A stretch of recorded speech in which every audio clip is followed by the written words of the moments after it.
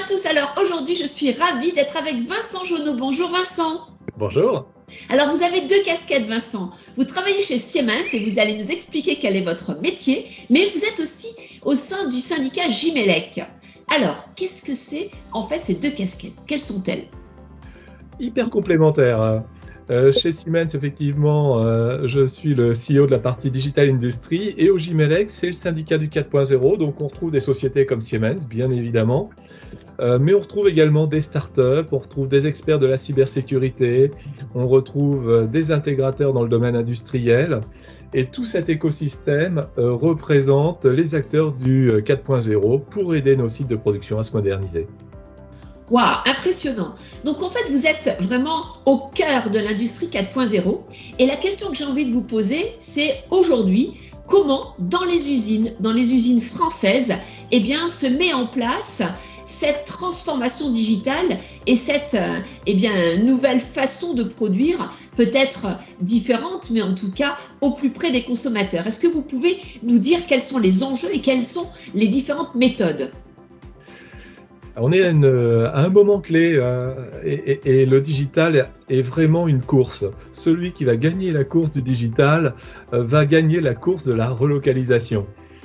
Et ça, c'est vraiment un challenge intéressant, surtout quand on voit toute la production qui est partie en Chine ces dernières années.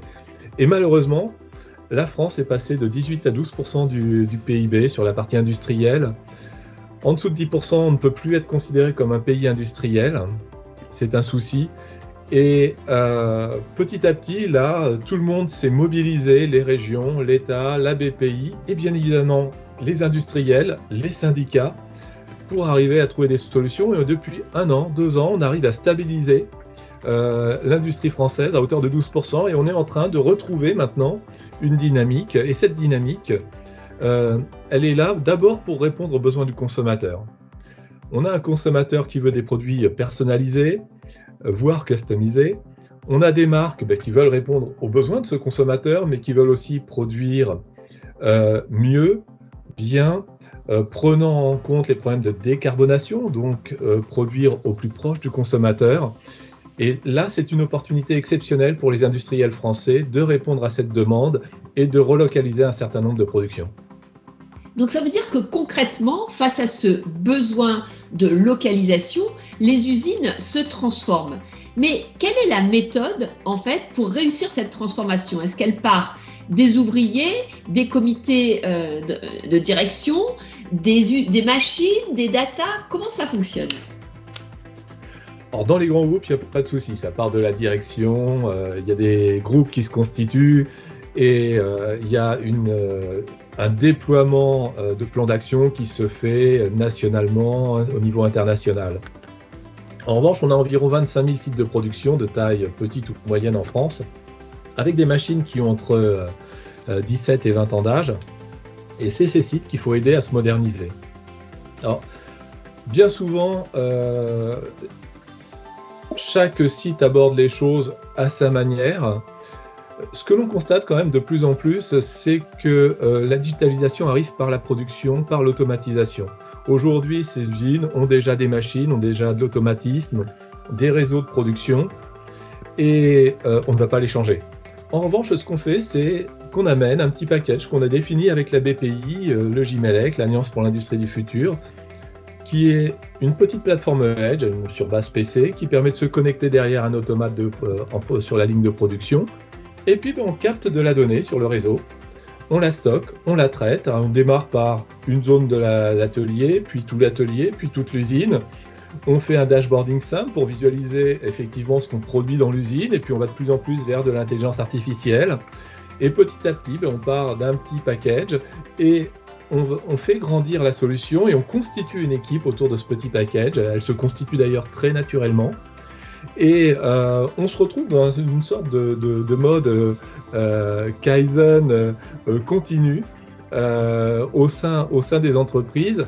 Et petit à petit, les équipes s'approprient ce digital.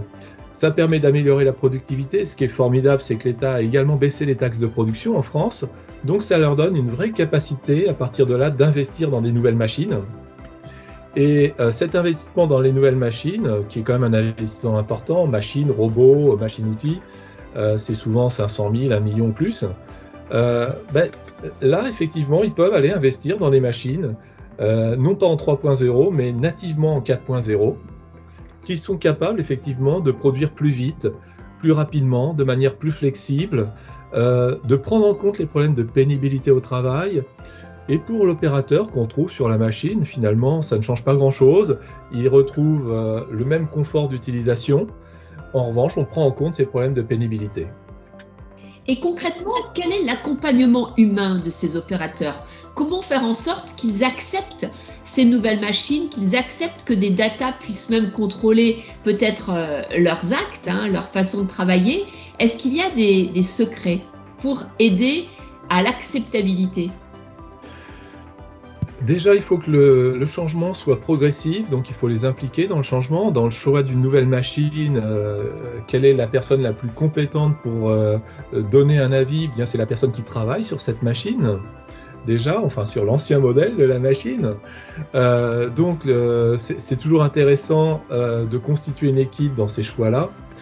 Ensuite, la machine 4.0 travaille finalement en partie comme la machine 3.0. En revanche, on y retrouve son jumeau numérique, ce qui fait que quand l'opérateur ou le site de production a un problème sur cette machine, il faut se retourner vers le constructeur de machine et lui dire qu'est-ce qui se passe. Le constructeur de machine va simuler sur le jumeau numérique le problème, voire même s'il y a un contrat de service peut l'anticiper, et va intervenir à distance pour corriger le bug sur la machine réelle ou faire les modifications souhaitées par l'industriel ou l'opérateur liées à un changement de produit, un changement de mode de production.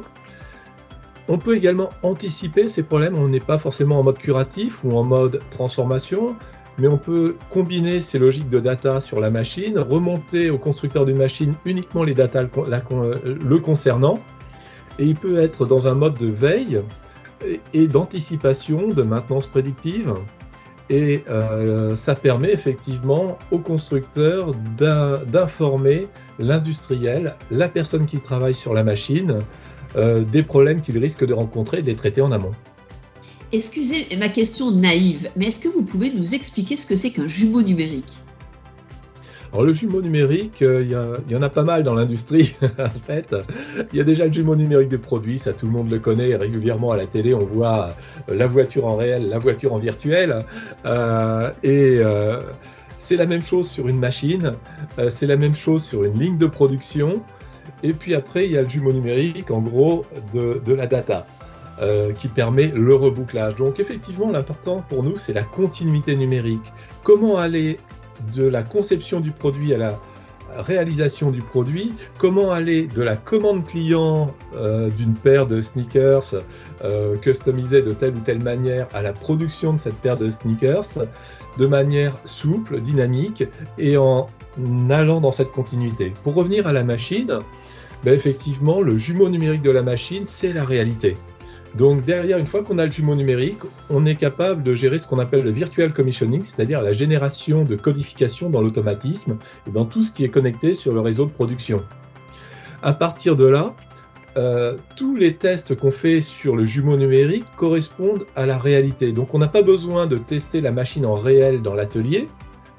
On a testé son jumeau numérique, les programmes sont bons, on a juste à l'envoyer. Si elle part à l'autre bout du monde, qui a 2-3 semaines de bateau, d'expédition de cette machine, on peut déjà former les opérateurs sur le jumeau numérique. Derrière, non seulement on les a formés sur le jumeau numérique, mais une fois qu'on les a formés, ils vont nous demander des modifications. Eh bien, il n'y a pas de problème, plutôt que d'attendre la machine et de faire ça sur la machine, on les fait sur le jumeau numérique pendant la formation, on les teste, et dès que la machine arrive, qu'elle est montée, on intègre ces modifications dans la machine. Et aujourd'hui, ce jumeau numérique est vraiment n'est pas une finalité, c'est un lien entre le virtuel et le réel, et le virtuel et la réalité. Alors oui, je me posais la question, est-ce que vous avez un exemple, peut-être dans votre organisation, je ne sais pas, de pratiques pour accompagner les collaborateurs à vraiment être des moteurs de la transformation digitale? En général, on commence par nous-mêmes, donc par nos usines, c'est quand même pas mal. Chez Siemens, on a la chance d'avoir une très très belle usine à Haguenau concernant toute la partie instrumentation. Et en fait, on applique ce qu'on évoquait tout à l'heure, c'est-à-dire le Kaizen continu. C'est-à-dire que chaque groupe au sein de l'usine prend un moment dans la journée pour faire le bilan de la journée, pour réfléchir à ce qui a été fait, comment on peut le faire mieux, comment on peut l'améliorer. Et il y a un système de remontée permanent, continu, qui va nous permettre de déterminer les choix d'investissement, mais aussi les évolutions dans le mode de production. Donc on peut dire que vous êtes dans une logique de Kaizen et de responsabilisation.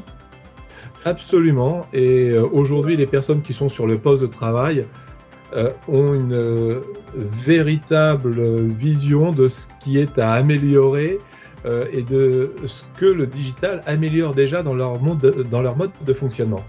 Alors par exemple, est-ce qu'ils peuvent faire des propositions en disant voilà, j'aimerais une montre connectée parce que ça me permettrait de gagner du temps ou des choses comme ça? Absolument. Alors, on n'est pas tellement sur la montre connectée, on est plutôt sur le panel connecté, donc la partie HMI wireless connectée, par exemple, voire sur le smartphone. Rarement, on n'est pas sur la montre. Mais oui, effectivement. Ça veut dire qu'en fait, vos cols bleus ont des téléphones et des tablettes? Ça dépend du poste de travail. Par moment, c'est pas nécessaire, donc ils n'en ont pas. Par moment, effectivement, il est souhaitable d'avoir une tablette. Alors, ça peut être une tablette classique ou une tablette industrielle. Oui. Et effectivement, c'est totalement intégré dans le mode de production. Donc ça veut dire que quelque part, dans l'usine, il peut y avoir des îlots avec des ordinateurs, des éléments digitaux vers lesquels ponctuellement on peut aller se renseigner, se former, partager? Absolument. D'accord. Merci infiniment Vincent pour toutes ces clés de décryptage. Donc on retiendra au moins 3 grandes idées. La première idée, c'est que l'industrie française 4.0 est en grande transformation et c'est aujourd'hui avec les entreprises qui sont affiliées à Gimelec et puis avec Siemens, en fait des magnifiques expérimentations que vous faites à partir de la data avec donc ces petits programmes de edge que vous pluguez aux machines pour capter de la donnée et ensuite impliquer des équipes et transformer l'usine dans son entièreté. Et puis la deuxième idée, c'est qu'en fait, les jumeaux numériques sont très avancés dans l'industrie et ça permet à la fois de faire de la prospective, si j'ai bien compris, de la formation, d'anticiper les bugs et de pouvoir comme ça aller plus vite et donc aller dans des schémas beaucoup plus sécurisés. Et puis la troisième idée, c'est qu'en fait, vous impliquez les ouvriers, les cols bleus, vous impliquez l'ensemble des partenaires sociaux pour que cette transformation, elle soit globale, elle intègre tout le monde vers une montée en compétences et non pas une substitution de la machine ou du digital par l'homme ou pour l'homme. Et en fait, on a une vraie augmentation, en tout cas, dans ce que je comprends de tout ce que vous nous avez partagé. Merci beaucoup. Au revoir. Merci.